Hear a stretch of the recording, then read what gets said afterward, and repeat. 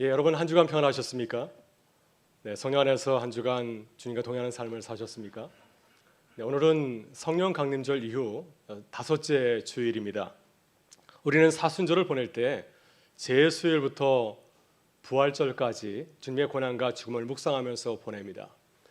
부활절 이후에는 성령 강림절까지 50일 동안 부활의 기쁨을 이웃과 나누며 보내고 있습니다. 그렇다면 성령 강림절 이후에는 어떻게 보내야 될까요? 성령 안에서 주님과 동행하는 삶을 살아가야 될 줄 믿습니다. 여러분, 사순절 보낼 때 주님의 고난과 죽음을 묵상하게 되면 우리의 삶이 어떻게 달라지나요? 우리의 삶이 좀 더 진지해지고 또 주님의 고난을 묵상하면서 우리에게 주어진 십자가를 감당하는 기쁨을 누리게 됩니다. 성령 강림절 이후에는 우리에게 오신 성령님을 사모하고 성령님과 동행하는 삶을 살아가야 됩니다. 특별히 어려울 때 보혜사 성령 하나님을 의지하고 또 기도하며 나가야 될 줄 믿습니다. 그래서 초대교회 성도들과 같이 성령 안에서 성령 충만한 삶을 누리고 또 복음을 증거하는 교회와 성도가 될 수 있기를 주의 이름으로 축원합니다. 요즘 우리 사회는 부캐 열풍이 불고 있습니다. 부캐는 부캐릭터, 원래 모습이 아닌 달인 캐릭터를 줄인 말입니다. 부캐는 온라인 게임에서 본래 계정이나 캐릭터 외에 새롭게 만든 부캐릭터를 줄여서 부르는 말이죠. 요즘 연예인들이 새로운 변신을 위해서 부캐를 사용하면서 하나의 방송 트렌드로 자리를 잡고 있습니다. 우리가 잘 아는 유재석, 개그맨, 또 예능 프로 MC이지만은 유산슬이라고 하는 트로트 가수로 활동하기도 하였고요. 그 외에도 많은 부캐를 가지고 있습니다. 김담로 서울도 소비학과 교수는 작년 트렌드 코리아 2020에서 새로운 소비 트렌드를 소개하면서 멀티 페르소나를 소개하였습니다. 페르소나는 고대 그리스에서 배우들이 썼던 가면을 말하고 있습니다. 배우들이 가면을 쓰는 것과 마찬가지로 오늘로 살아가기 위해서는 많은 가면, 부캐가 필요하다고 하는 것입니다. 하나의 캐릭터로 살아가는 것이 아니라 새로운 상황에 적응하기 위해서 또 여러 가지의 캐릭터가 필요하다는 사실을 강조하고 있습니다. 김남도 교수는 트렌드 코리아 2021에서 올해 소비 트렌드를 소개하면서 올해 키워드로 카우보이 히어로를 제시하였습니다. 우리는 지금 코로나 시대를 살아가고 있는데 이 어려운 상황을 잘 대응하기 위해서는 카우보이와 같은 그러한 적극적인 태도가 필요하다고 하는 것입니다. 여러분, 서부 영화를 보게 되면은 카우보이가 이 소를 잘 다루지 않습니까? 야생마, 또 아주 성난 소를 능숙하게 제압하고 훈련하는 것을 보게 되는데요. 우리도 카우보이와 같이 이 어려운 시대 가운데 이 시대를 잘 능숙하게 다루는 그런 사람이 되어야 된다고 하는 것입니다. 그래서 이 시대의 그런 부캐로서 카우보이 히어로를 제시하고 있습니다. 여러분, 우리는 부캐가 필요합니다. 그럼 우리는 이미 많은 부캐를 가지고 있습니다. 우리의 가정에서 우리에게 주어진 캐릭터가 있고요. 또 우리 일터에서 마찬가지로 우리가 감당하는 캐릭터들이 있습니다. 교회에서도 마찬가지로 우리에게 주어진 여러 가지 캐릭터가 있습니다. 그래서 우리가 의식하든 의식하지 않든 우리는 다양한 부캐를 소화하고 있습니다. 특별히 우리는 그리스도인으로서 또 하나의 부캐가 필요합니다. 우리가 세상에서 하나님의 백성으로서 우리의 주에 주어진 일을 잘 감당하며 살아가기 위해서는 새로운 부캐가 필요합니다. 지난주 우리가 말씀을 나눈 것처럼 바울 사도도 고린도 교회와의 갈등 상황 가운데서 화해자, 화목하게 하는 직분을 자신의 그런 캐릭터로 삼았습니다. 그래서 적극적으로 화해자로 이 문제를 해결하기 위해서 열심히 나아가는 모습을 우리에게 보여주었습니다. 이처럼도 우리가 직면한 어려운 상황에서 살아갈 새로운 이런 모습이 필요하다고 하는 것입니다. 그렇다면 우리는 그리스도인으로서 어떠한 모습을 가져야 될까요? 코로나 상황에서 우리에게 필요한 모습이 무엇이겠습니까? 세상 사람들이 믿는 사람들에게 요구하는 모습은 또한 어떤 것이겠습니까? 오늘 본문에서 주님은 우리에게 매우 중요한 그리스도인의 부캐 새로운 모습을 소개하고 있는데 그것은 바로 믿음의 사람입니다. 모든 상황을 두려워하지 아니하고 믿음으로 행동하는 사람, 이것이 주님께서 우리에게 바라시는 모습이라고 말씀하고 있습니다. 이 시간 주님께서 우리에게 말씀하시는 믿음의 사람을 함께 묵상하면서 믿음의 사람으로 새롭게 거듭나는 은혜가 함께 알기를 간절히 바랍니다. 여러분, 오늘 주님은 본문에서 두 믿음의 사람을 소개하고 있습니다. 한 사람은 남자인데 그는 회당장 야이로입니다. 회당장은 유대사회에서 신분이 높은 사람이었습니다. 유대사회는 마을 중앙에 있는 회당을 중심으로 공동체 생활을 하였고요. 회당은 이 유대 사람들이 모두 모이는 곳입니다. 이곳에서 예배도 드리고 또 재판도 하고 또 율법 교육도 하기도 하였습니다. 성전 시대 이후에는 회당이 유대인 생활의 중심지가 되었습니다. 따라서 회당장은 유대 사이에서 모든 사람들이 정의와 따르는 인물이었습니다.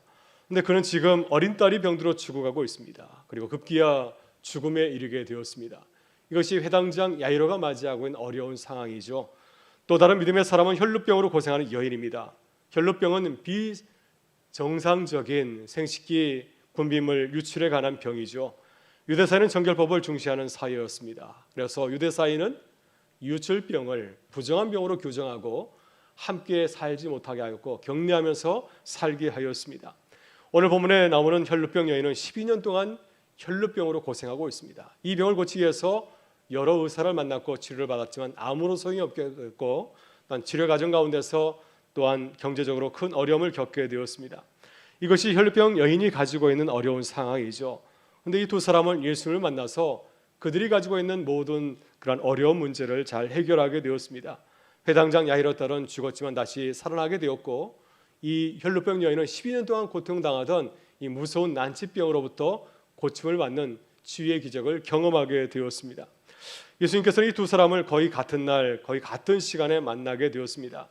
예수님께서는 회당장 야이로의 죽어가는 딸을 고치는 가운데 혈루병 여인을 만났습니다. 이 두 사람은 절망적인 상황 가운데서 주님 앞에 나온 사람들이죠. 근데 주님께서 이 두 사람에게 공통적으로 말씀하신 것은 무엇이었습니까? 바로 믿음이었습니다. 믿음으로 이 상황을 바라보면서 주님에게 나오라고 하는 것입니다. 본문 20절을 보게 되면 예수님은 죽어가는 딸을 바라보면서 두려워하는 회당장 야이로에게 이렇게 말씀하십니다. 두려워하지 말고 믿기만 하라. 본문 34절을 보게 되면 예수님께서는 이 혈루병 여인에게 이렇게 말씀하였습니다. 딸아, 내 믿음이 너를 구원하였으니 평안히 가라. 내 병에서 놓여 건강할지어다. 놀랍게도 두 사람은 이 절망적인 상황을 믿음으로 잘 반응하였습니다. 믿음으로 반응하였기 때문에 이 무서운 상황으로부터 건짐을 받는 구원의 기적을 누리게 되었습니다. 오늘 주님은 우리에게 이 두 사람을 믿음의 사람의 모델로 소개하고 있습니다. 또 믿음의 사람으로 살아갈 것을 우리에게 당부하고 있습니다. 그렇다면 어떻게 성령 안에서 믿음의 사람을 거듭날 수 있을까요? 어떤 믿음을 가지고 살아야 주님의 기적을 체험하는 삶을 누리며 살 수 있겠습니까? 이 시간 회당장 야이로와 혈루병 여인의 믿음을 통해서 우리의 모습을 돌아보고 그리고 우리도 믿음의 사람으로 새롭게 거듭나는 성령의 은혜가 함께할 수 있기를 간절히 바랍니다. 먼저 우리는 상황을 뛰어넘는 하나님의 능력을 바라보는 믿음을 가져야 됩니다. 여러분 누구나 어려운 환경이 있습니다. 자신의 힘으로 감당할 수 없는 어려운 문제가 있습니다. 이것이 우리 사람들이 겪고 있는 근본적인 문제가 아닐까 합니다. 이것은 신분이 높거나 부유하거나 건강하다고 해서 예외적인 것은 아니죠. 모든 사람은 다 자신의 힘으로 해결할 수 없는 문제를 안고 있습니다. 오늘 예수님이 소개하신 두 사람도 그렇습니다. 어려운 상황을 앞에 두고 있습니다. 회당장 야이로는 사랑하는 어린 딸이 중병에 걸리게 되었습니다.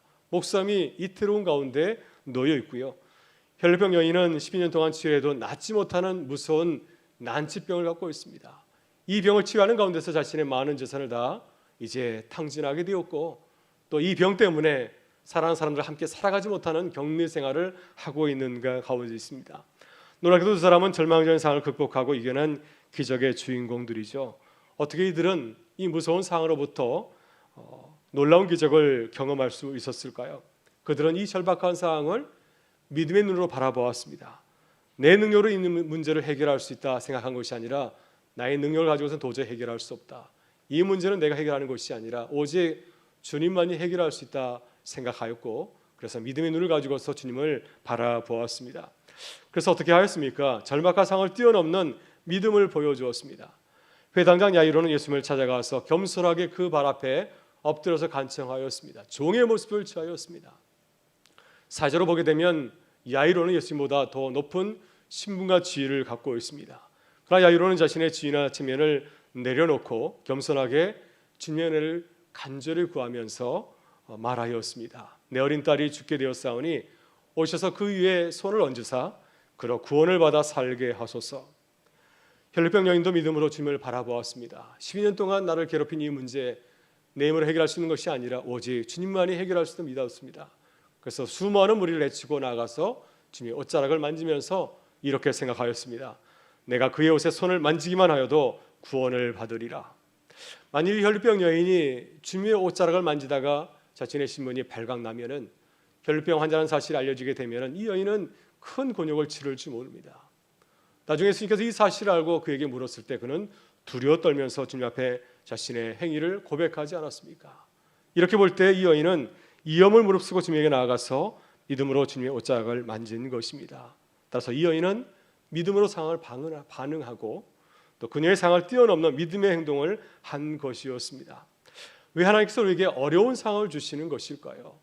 왜 우리가 감당할 수 없는 어려운 상황을 우리를 인도하는 것이겠습니까? 여러 가지가 있겠지만은 상황을 뛰어넘어서 믿음으로 하나님을 바라보라고 하는 것입니다. 그래야 하나님을 만날 수가 있고 또 하나님의 놀라운 기적을 체험할 수 있기 때문입니다. 선화목자교회 유기성 목사님이 설교 가운데 이런 이야기를 한 적이 있습니다.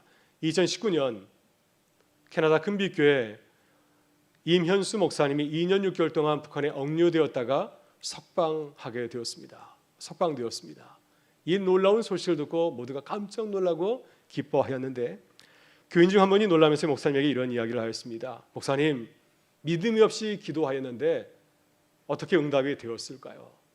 이 여인은 기도하면서 석방되리라 믿지 않았다고 하는 것입니다. 기도는 하였지만 믿음 없이 기도하였는데 어떻게 하나님께서 나의 기도를 들으셨습니까? 이렇게 우리는 기도하면서도 상황을 의심하고 믿지 못할 때가 참 많이 있습니다. 이와 똑같은 상황이 사도행전 12장에도 소개되고 있습니다.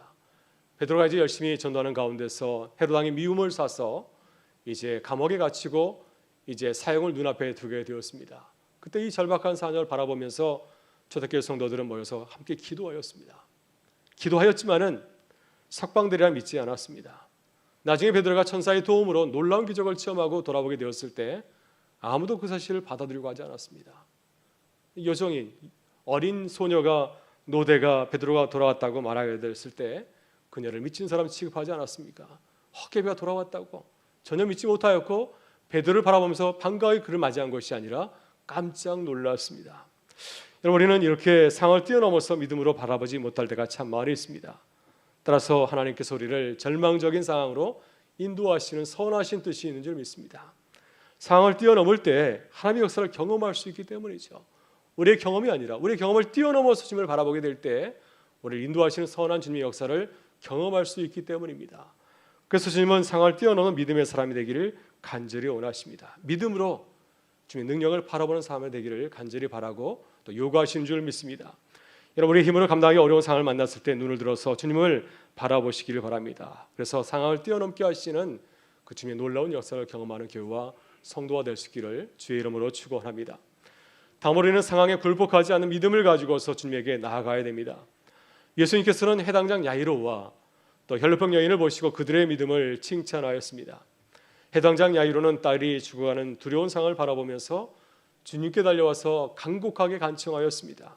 그는 신문과 체면을 내려놓고 주님에게 달려왔습니다.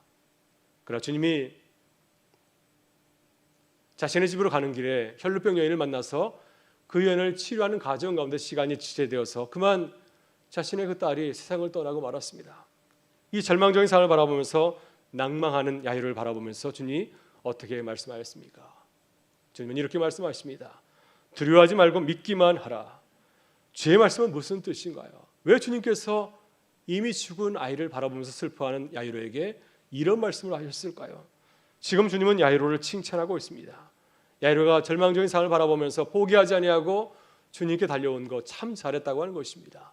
지금 상황이 더 악화되었습니다. 이제 아프던 그 아이가 이제 세상을 떠나게 되었지만은 그러나 조금 더 두려워하지 말고 주님만을 믿고 의지하라고 하는 것입니다. 계속해서 믿음으로 걸어갈 것을 당부하고 있습니다. 예수님이 자신의 옷자락을 만진 혈루병 여인을 보시고 크게 칭찬하였습니다.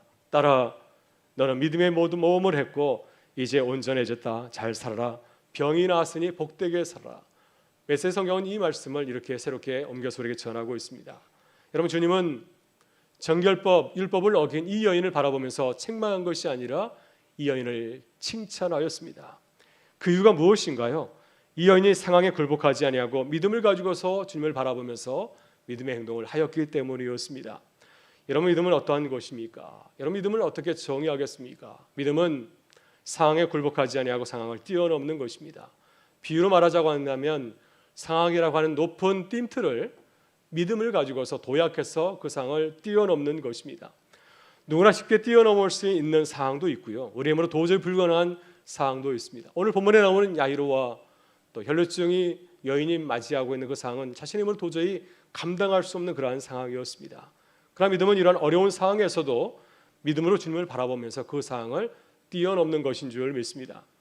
여러분, 강영환 교수님이라고 있는데요. 이분은 서강대학교 철학과 교수직을 은퇴하고 지금은 미국에 있는 칼빈 신학교에서 가르치고 있습니다.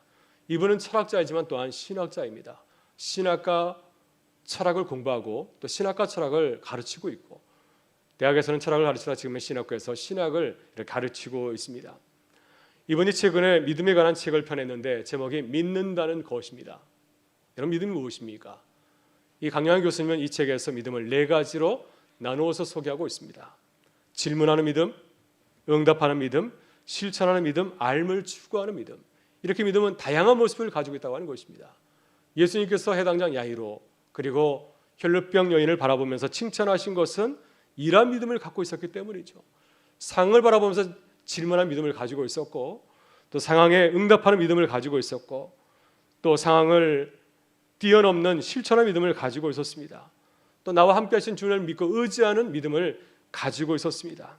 이러한 믿음을 가지고 있었기 때문에 회당장 야이로와 또 혈루병 여인은 죽음 같은 상황을 이기고 주님의 기적을 경험할 수 있었습니다. 여러분, 우리가 상황에 굴복하지 않는 믿음을 갖기 위해서는 항상 주님을 바라봐야 됩니다. 상황을 계속해서 묵상하게 되면은 우리가 부정적인 사람이 됩니다.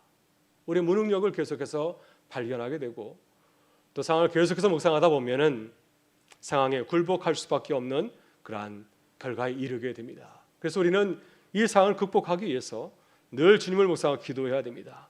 우리와 함께 하신 하나님, 그분을 묵상하고 그분을 의지하게 될 때 우리 안에 새 힘이 생기게 되고 용기가 생기게 되고, 또 상황을 뛰어넘을 수 있는 믿음과 힘을 우리에게 허락하여 주시는 줄 믿습니다. 미국에서 공부할 때 저도 어려움을 겪은 적이 있습니다. 이제 학업이 거의 마치갈 쯤에 참 절망적인 순간을 맞이하였습니다. 학생 비자가 만료되어서 불법 체류자 신분이 되었습니다. 모든 사항이 불리하였고 또 절망적이었습니다. 그래서 학업을 마치지 못하고 돌아가야 되는 형편에 처하게 되었는데, 그때 새벽마다 일어나서 기도하고 금식하면서 주님을 바라보면서 나가게 될 때 내 안에 주님의 인도하심을 믿고 신뢰하는 마음이 생기게 되었습니다.